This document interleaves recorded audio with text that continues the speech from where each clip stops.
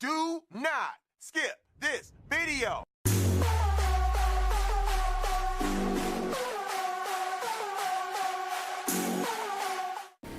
Bonjour à toutes et à tous, on se retrouve sur la chaîne The French Devil, je suis Pharrell22 et je vais vous commenter une vidéo qu'on a fait tout à l'heure, cet après-midi, sur la nuit noire Omnigul, où il y a les trois éléments, donc cryo, électrique, abyssal et solaire.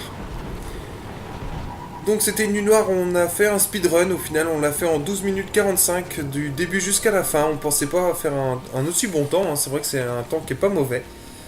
Donc du coup, comme j'avais filmé, je me suis dit pourquoi pas faire une vidéo en speedrun. A la base, on était venu avec nos titans pour s'amuser, faire des bulles et des orbes, cutter les ennemis. Donc c'est vrai qu'on n'était pas parti pour faire ça, mais c'est devenu un speedrun à la fin quand on a vu le temps. On s'est dit bah pourquoi pas accélérer un peu les choses et essayer de faire un time quoi. Donc pour cette nuit noire, comme vous le voyez, moi j'ai choisi de jouer le Crodirut.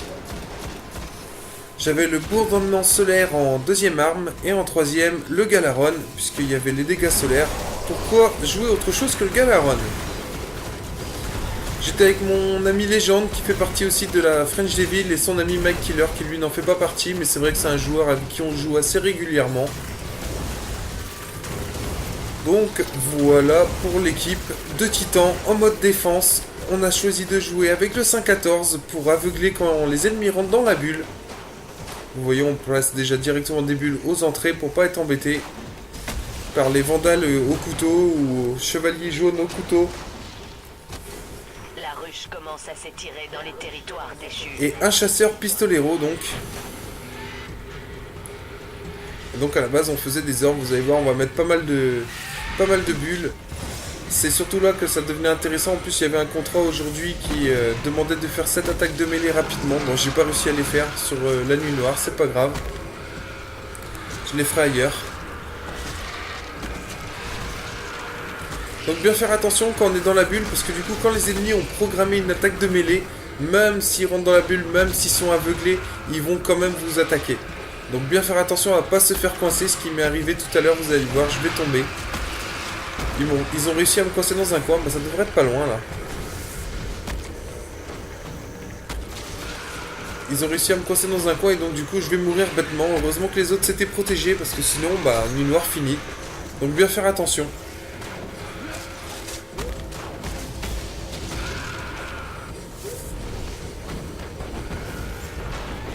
Vous voyez on fait plein d'orbes donc moi en plus sur mon titan j'ai le gant de Cropta qui permet de faire des orbes quand je fais une attaque de mêlée. Donc c'est vrai que bah, ça fait pas mal d'orbes au final.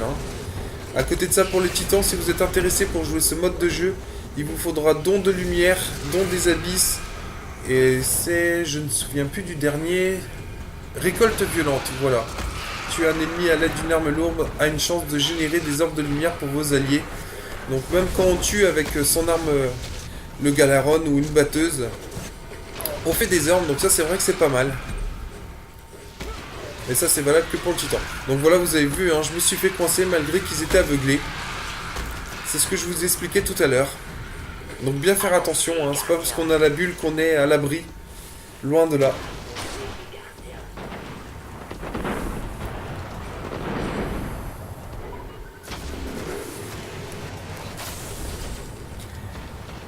Donc comme vous avez pu le voir sur la chaîne, ces dernières vidéos que j'ai pu poster concernaient surtout Black Ops 2, ce qu'on a pu faire en zombie ou en multi.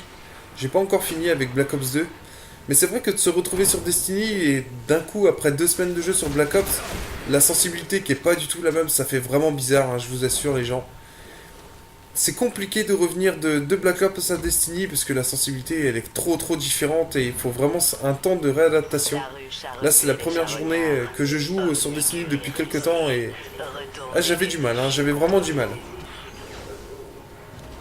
Donc là on passe à la deuxième étape de la nuit noire, on se retrouve au niveau du quai, j'ai envie de dire, ça ressemble fortement à un quai. Où les bulles vont surtout servir pour les petites tourelles, les aveugler, parce que c'est vrai qu'elles sont pénibles avec leur bouclier solaire. Elles sont difficiles à tuer, donc à moins d'avoir une arme solaire, c'est vrai que là j'avais le bourdonnement et tout ça, mais en général on n'a pas des nuits noires full éléments, donc c'est vrai que c'est un peu compliqué. Donc en général on met nos bulles et voilà, on les enchaîne au cut ou à l'arme, hein, peu importe. Hein.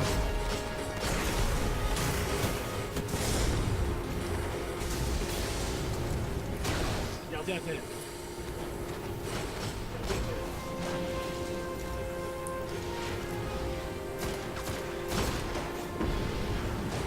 Donc vous voyez, c'est une île noire qu'on a pris à la rigolade, hein. On n'a pas fait ça sérieusement. Déjà, sérieusement, moi je joue même pas la doctrine défense, excusez-moi. Je joue l'assaillant.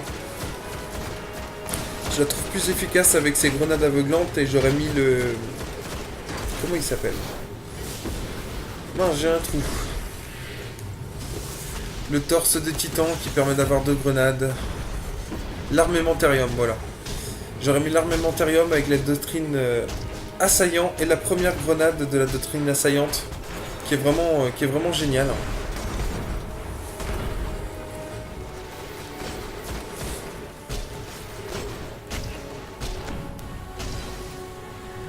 En ce qui concerne les prochaines vidéos qu'on vous mettra dans les prochains jours, ça sera Cropta 33 qu'on va faire en équipe. Ce coup-ci je vais vous montrer la tactique qu'on utilise en équipe. Donc on va passer toutes les étapes sans glitch. On va vous montrer comment faire sans glitch. Parce que du coup, le Cropta solo, le 30, je l'avais fait le pont avec un petit glitch. Enfin, c'est pas vraiment un glitch, mais bon, c'est une possibilité de passer. C'est vrai qu'en solo, je me permets plus de choses. Mais en équipe, toujours à la légitime. Donc il y aura ces vidéos-là, parce que du coup, je vais diviser encore le raid en plusieurs morceaux pour que les gens, s'ils veulent voir que la première étape, regarderont que la première étape. Voilà, c'est plus ciblé, quoi, on va dire. Sinon, bah, ce sera surtout des contrats exotiques et peut-être un Athéon à 2. À voir si on trouve un arcaniste motivé, parce qu'on n'en a pas beaucoup à la Frégéville, les arcanistes. Ou ceux qui jouent arcanistes ont arrêté le jeu en attendant le prochain raid, mais quand ils vont revenir et qu'ils vont savoir qu'il n'y a pas de raid dans le prochain DLC, je pense que ça va pas les motiver à revenir à jouer. Ça c'est clair. Déjà que nous on a un petit peu arrêté Destiny du coup, bah déjà qu'on a plus rien à looter, hein. C'est vrai qu'on est plusieurs dans la Frangeville, on a tout en triple, triple gala, triple brise-glace, triple vex, on a tout en triple, quasiment toutes les armes exotiques. Moi la seule qui me manque c'est la mort rouge, justement pour la bannière de fer, j'en parlerai un petit peu plus tard dans la nuit noire. Il me manque que la mort rouge, sinon c'est vrai que j'ai toutes les armes quoi, j'ai eu toutes les armes et bah on s'ennuie un peu sur Destiny qu'on a tout fait quoi. Parce que j'ai amélioré toutes les armures en triple, toutes les armes en triple, les grandes faucheuses, les visions des confluences, tout ça c'est amélioré en triple. Donc je vous laisse imaginer le temps de jeu que j'ai passé sur Destiny. Et justement, en parlant de la bannière de fer, donc là, je sais pas si vous allez la taper, moi je vais la taper parce que tout ce qui me manquait pour la bannière de fer, c'était le casque de titan.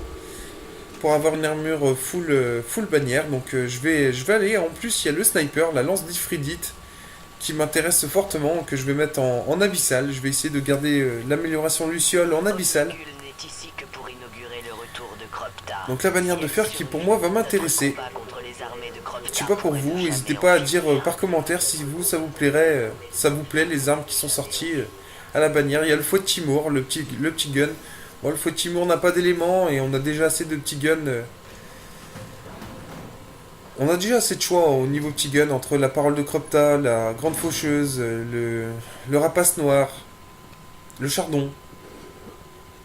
C'est vrai que le fouet de Timur, je vois pas trop l'utilité de l'avoir.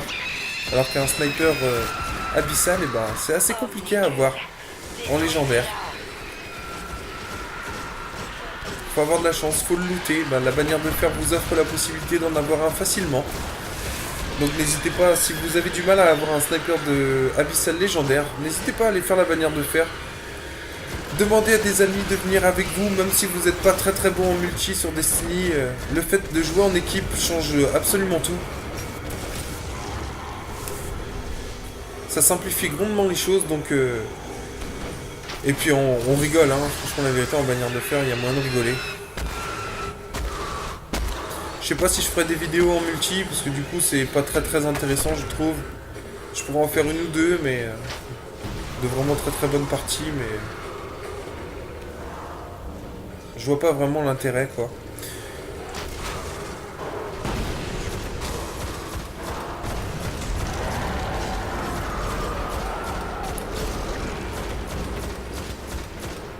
Donc comme vous le voyez, je joue très souvent le Crodirut, c'est vraiment une arme que j'affectionne. Elle est cryo, donc ça remplace un peu la grande faucheuse. Elle a un viseur, c'est surtout ça qui me plaît. Elle recharge vite, elle a une très bonne cadence de tir, elle est puissante. Moins puissante que le trépas de Géléon, le fusil d'éclaireur de la bannière de fer. Mais il reste plus agréable à jouer que celui-ci grâce à sa cadence en fait. Hein. C'est vrai que la bannière de fer, celui de la bannière de fer est un peu lent. Donc voilà pourquoi je préfère jouer les Crodirut. On va bientôt passer à la technique pour le boss. Donc vous allez voir, ça va être super rapide. Le but étant de ne pas voir les vagues. Les vagues d'ennemis là qu'elle appelle en criant. Donc on va vous montrer comment on fait tout simplement. Hein. Je vais pas vous expliquer comme ça, vous verrez par vous-même, c'est plus simple. Donc on commence par nettoyer la salle. En laissant bien un ou deux mobs. Ne pas tout tuer justement pour ne pas avoir affaire à la deuxième vague. Vous voyez, là j'ai eu chaud, hein. Je recule un peu.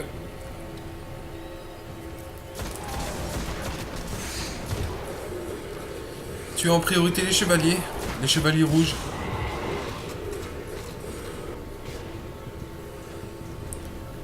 Là, j'ai pas trop compris, je me suis retrouvé tout seul à tirer dessus et du coup je vais mourir, voilà. Il a commencé à tirer dessus une fois que j'étais mort, l'enfoiré. Un légende. Voilà, on enchaîne le dernier. Et on va se mettre en position. Voilà, donc on est parti, on traverse et on va se mettre au fond, en hauteur. Et c'est là que les titans avec leur bulle de défense vont prendre leur rôle, vous allez voir. Moi je vais d'abord mettre ma bulle. Ah non, même pas, c'est sur l'autre vidéo. Donc là, je sors le Galaron et je vais attaquer Omnigul. Pour aller le plus vite possible, la faire tomber le plus vite possible. Le chasseur lui balance son super. Hein. On a mis bénédiction de lumière dans la bulle, on aurait pu mettre arme pour ce coup-ci, parce que c'est vrai qu'elle nous a pas beaucoup tiré dessus, mais des fois elle nous tire dessus vraiment. Donc je vous conseille de garder bénédiction. Et vous avez vu, elle est déjà quasi morte. Hein. Bien anticiper le fait que la bulle va partir. Voilà, moi je mets la mienne tout de suite. Et elle est morte.